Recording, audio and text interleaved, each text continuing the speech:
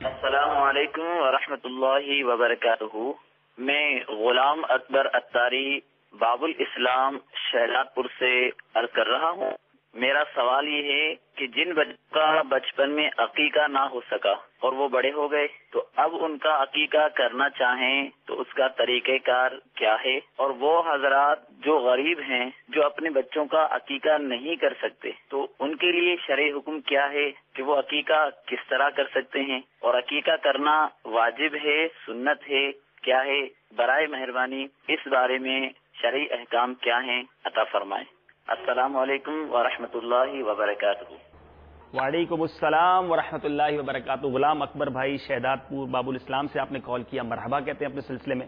آپ نے ماشاءاللہ ایک ہی کال میں 3 سوالات کر لیے ہیں، اور ایک سوال کا جواب تو غالباً ہو گیا ہے کہ جو بچے بڑے ہو جائیں تو اب ان کا عقیقہ کس طرح ہوگا۔ حضور پھر بھی آپ اگر اس کو ایک بار پھر ریپیٹ کر دیں، اور غریب لوگ جو استطاعت نہیں رکھتے وہ کس طرح عقیقہ کریں۔ اور تیسرا سوال ان کا یہ تھا کہ عقیقہ کرنا واجب ہے، سنت ہے، کیا ہے؟ ہمیں ارشاد فرمائیے۔ جن بچوں کا عقیقہ نہیں ہوا ان کا بھی عقیقہ کیا جا سکتا ہے، درست ہے۔ اور بڑے ہو گئے ہیں تو کوئی حرج نہیں، اس میں بھی کر سکتے ہیں، حیات ہونا شرط ہے۔ اب کسی کے 4 بچے ہیں، اس میں اگر بڑے ہو کر 1-2 فوت ہو گئے تو اب ان کا نہیں، جتنے بچے اس کے حیات ہیں ان کا جو ہے وہ عقیقہ کر سکتے ہیں۔ تو اس کا بہت یعنی آسانی سے وہ طریقہ جو بتایا گیا ہے کہ 7ویں دن کا خیال رکھا جائے، 7ویں دن ہی کیا، 14ویں دن، 21ویں دن، یعنی 7 دن کا۔ تو صدر الشریعہ علیہ الرحمہ نے بہت پیاری بات جو ارشاد فرمائی ہے کہ آپ پیدائش کا دن یاد رکھ لیں، جس دن بچہ پیدا ہوا وہ نارمل یاد ہوتا ہے، اور اس سے 1 دن پہلے آپ عقیقہ کر لیجیے جب بھی زندگی میں کرنا ہو۔ اگر بچہ جمعہ والے دن پیدا ہوا ہے تو جمعرات کو عقیقہ کر لیے، یہ گھوم کر اس کا 7واں دن ہی آئے گا۔ ٹھیک ہے، تو اب اس اعتبار، لیکن اس کا بھی اعتبار کرنا ضروری نہیں ہے، ظاہر ہے کہ جو 4 بچوں کا کرنا چاہے تو وہ کیسے آئے گا ایک اور اسی طرح ہم مسئلہ یہ بتاتے بھی ہیں، سنتے بھی ہیں کہ قربانی میں بھی عقیقہ ہو جائے گا، تو یہ اس میں تو نہیں آئے گا۔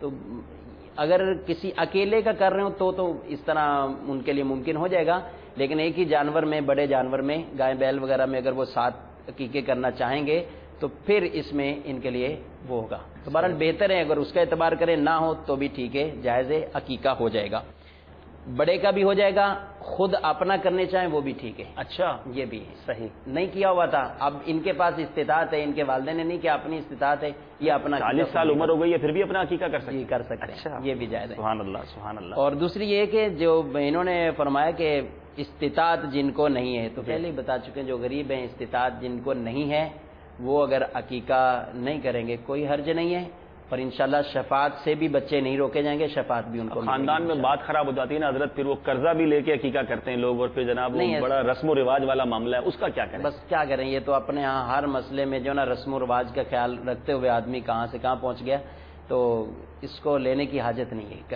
قرضہ وغیرہ لے کے کرنا ضروری نہیں ہے۔ اور چوتھی بات ان کی عقیقہ واجب ہے یا سنت ہے، تو پہلے بتا چکے مستحب ہے، واجب نہیں ہے۔